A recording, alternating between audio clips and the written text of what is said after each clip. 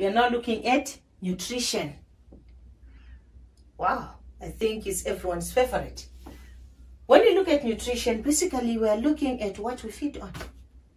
Why do we feed?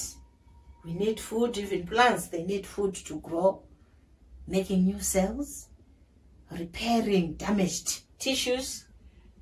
We need nutrients in order to build up our immune system, that system which is capable of fighting diseases, disease-causing organisms when they invade our bodies. We need nutrients in order to get the other nutrients that we need so that we can have strong, beautiful teeth, strong, beautiful bones. That's why we need nutrients, or that's why we have to discuss about nutrition in our lives. Okay? But first, because animals are consumers, they are heterotrophs. I'm sure you remember this. We discussed about this when we looked at the ecosystems. We cannot make our own food. We depend on plants for our food. But of course, the ultimate source of energy in any ecosystem is the sun. So we must start by looking at plant nutrition so that it can then spill over to human nutrition. So by the end of this lesson, we should be able to define the term photosynthesis. We must be able to write the word equation for photosynthesis, where we specify the reactants, which are the raw materials, as well as the products. And of course, we should be able to describe the tests for these products. How do we test for starch? So that we can really say photosynthesis has occurred. We must be able to test for the starch and find it. And we must also be able to test for oxygen. Okay, so stay tuned as we now proceed. But before we get into this, what is the importance of plants? What is the importance of plants in nutrition? Okay, we have already mentioned they are autotrophs. So they make their own food, capable of making their own food using energy from the sun. Then the other raw materials, we're going to look at what those raw materials are. Okay, so they are the main source of food. So without plants, do you think us humans and the other animals will survive? Well, think about it. Okay, as they make the food, they also produce oxygen. Required for which process? Very good, respiration. We get the energy. I'm feeling very energetic right now because I had a good meal. So the food that I've eaten will undergo a chemical reaction with the oxygen during a process referred to as respiration, and during that process energy is released. The energy required to give me a lot of energy to do a lot of activities, energy required to fire my brains, energy required for me to breathe nicely, and all the other metabolic processes which are required or which are taking place within my body. They need this oxygen for cellular respiration. Okay, what else do we get? Okay, from plants, they provide shelter.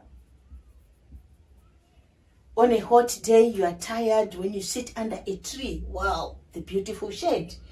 Okay, they reduce carbon dioxide content from the atmosphere, thereby preventing global warming, hence preventing or reducing the chances of climate change. So these are some of the important reasons where we need plants.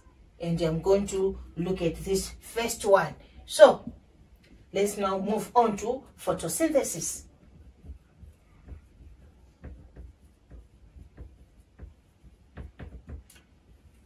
Photo, light, synthesis, making, building up.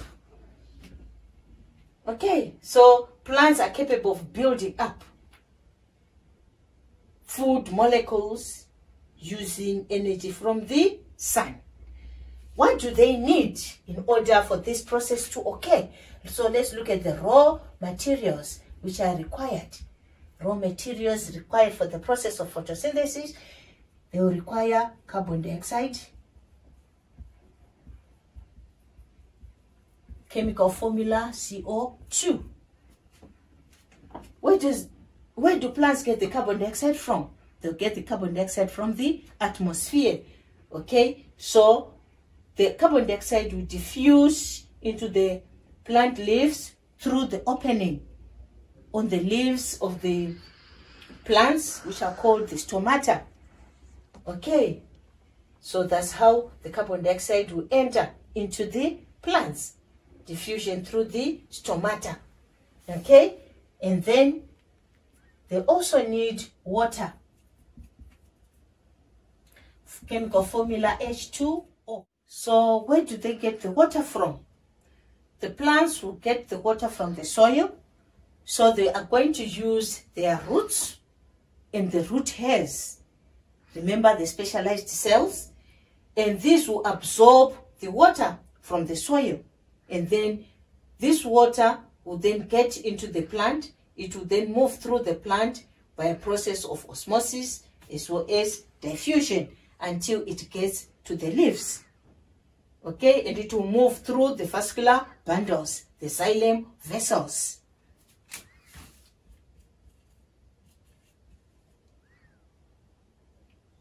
Xylem vessels.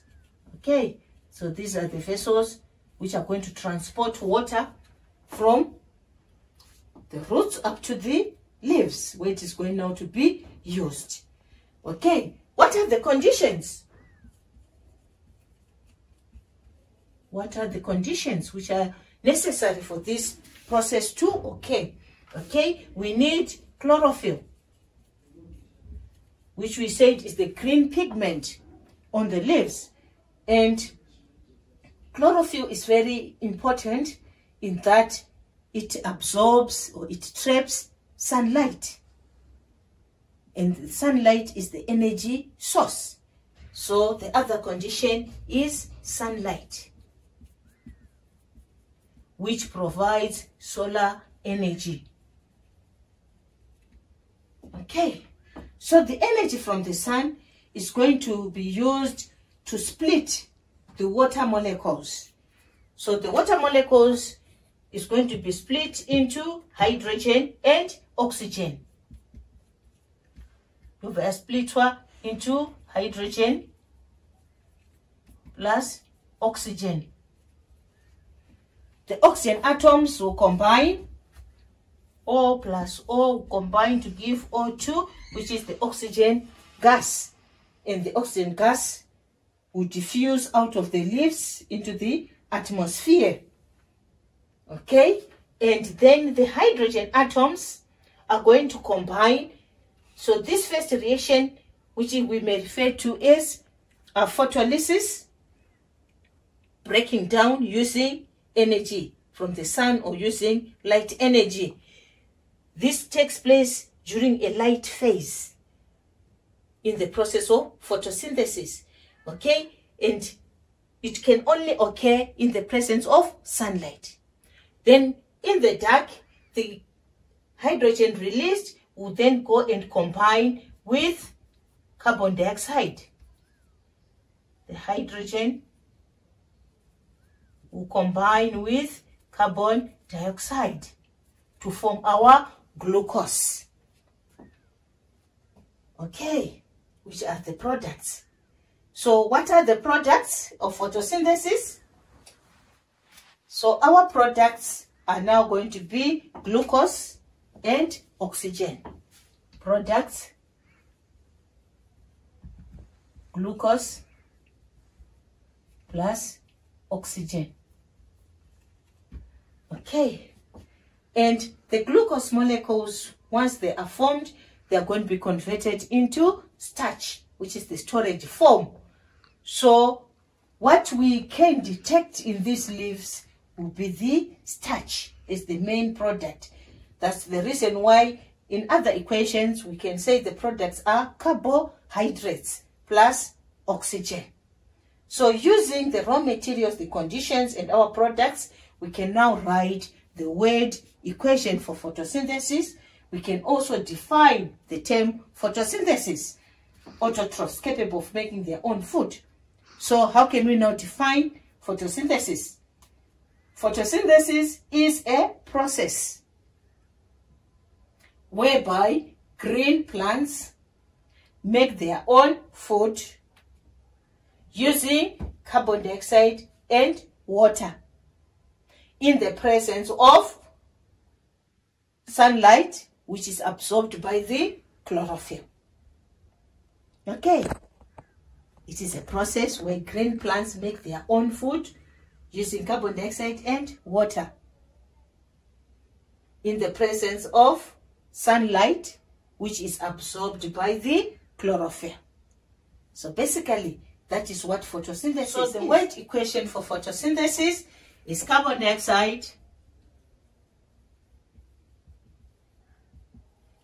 plus oxygen plus water chlorophyll, sunlight.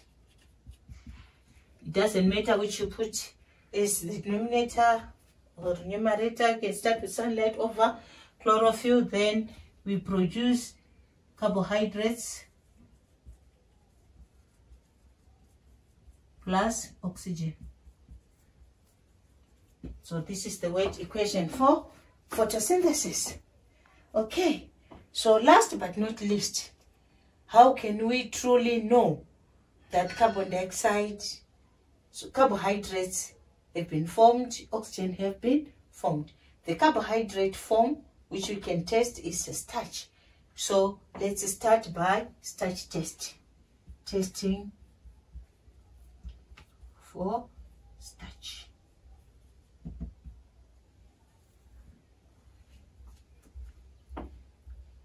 Okay, for this test, it will be very good if you can use a potted plant. Okay, using your potted plant, you must first destarch. Destarch the leaves. Destarch the leaf. How do you destarch a leaf? Okay, you are going to take your potted plant, you put it in a dark cupboard or a dark place, and you leave it there for 12 to 24 hours, or even up to 48 hours. Okay, remember we said plants during the day, they photosynthesize when there is light, but at night they undergo respiration. You must remember that. We discussed this when you looked at the carbon cycle. Okay, so in the dark, the plants, they cannot photosynthesize, so their source of energy will be the stored starch. The starch is going to be converted back into glucose, which will be used during respiration, so that the plant can get its energy so as to keep alive. Then, after this time, you now take a leaf, you test it for starch, so that you can definitely tell there is no starch from the beginning. You now take your potted plant, you place it in the sunlight for 6 to 8 hours. Then after that, you now take the leaf, you test for starch. So how do we test for starch? The step number 1, you are going to dip the leaf in boiling water. Okay, this first dipping, why do you do that?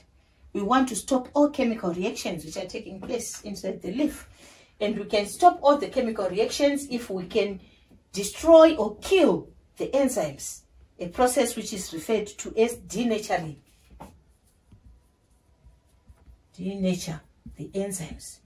And once the enzymes or the cells are denatured, then all chemical activity will stop. Okay, so we've stopped all chemical reactions.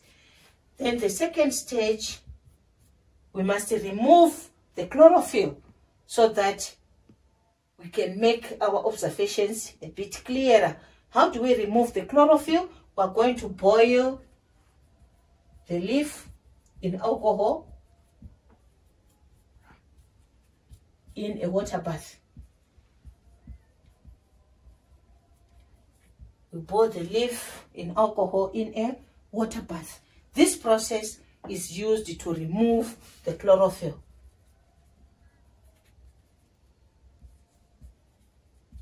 So your leaf should remain creamish, whitish, whereas your alcohol will now have the green color at the end.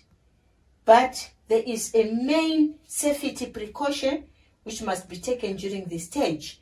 Alcohol is highly flammable. As a result, you must put off all burner flames during this stage. Otherwise, you'll find yourself in trouble. Okay, put off all burner flames during this stage. That's why we are going to use a water bath. We don't use the flame. Then, third stage, you dip the leaf in boiling water, the second dipping. When you boil the leaf in alcohol, the leaf becomes very brittle, very hard. So this second dipping is now done in order to soften the leaf, making it more permeable to the iodine, which you're going to add a bit later on. Okay, now the last stage, you now spread the leaf on a white tile, and you're going to add your iodine. You spread the iodine on the leaf. What do you expect? This test is done to test for starch, so we test for starch using iodine. So it now means even if you take your meal right now, you add starch, you add iodine, sorry, you must observe some results. So expected results, these are the results which we expect if we were to carry out this experiment. Okay, you must expect the leaf turns a blue-black color, in blue-black. And if this happens, you can conclude that starch is present. So if starch is present, it means photosynthesis has taken place. Okay, then if the leaf stains yellow-brown, if this happens, then your conclusion, no starch. So if there is no starch, it means no photosynthesis. Okay, this is how we test for starch. Okay, so this is the one of the setups in the starch test. Your test tube in a water bath, the leaf in alcohol. Note the burner is off, please. It's very important, the second stage. Okay, now we are going to look at how we are going to test for oxygen. But first we must produce oxygen, okay, and trap it. So we are going to use my water weeds in this setup, and we are going to expose the water weeds to our source of light. We have a test tube filled with water which is invented so that the oxygen, once it is produced, it will form bubbles. When it is produced, it forms bubbles. So these are the bubbles of gas, and the gas is oxygen, and the oxygen will then rise to fill that space up there. So we are going to leave this setup in light for about 6 hours. Then after that, we are going to take our test tube, lift it nicely, removing all the water. Once all the water comes out, we close the top, and then we are going to test for oxygen. How do we test for oxygen? Test for oxygen. We have produced the oxygen, so let's see if the gas there is oxygen, and we are going to use a glowing splint.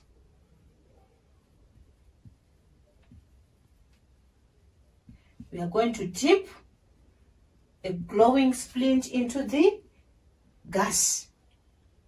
Okay? And what do you expect to observe? If the gas is oxygen, that splint should relight. Observe. Splint relights. Because oxygen supports burning, or oxygen supports combustion. So basically, that's what we do to definitely tell that photosynthesis produces oxygen.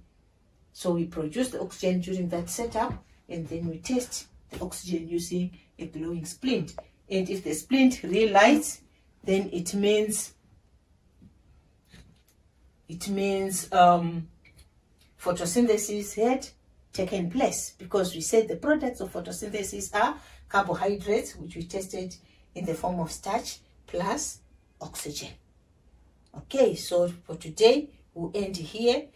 In our next lesson, we are going to see what becomes of this starch, what happens to the oxygen of photosynthesis. We are also going to look at some other experiments which we can do in order to really determine that carbon dioxide is necessary for photosynthesis, to really determine that light is necessary for photosynthesis, to really determine that chlorophyll is necessary for photosynthesis, as well as how we can affect or increase the rate of photosynthesis. We are going to discuss all this in our next lesson, so stay tuned. Remember, subscribe, like, share. Always sanitize. Please sanitize. Thank you.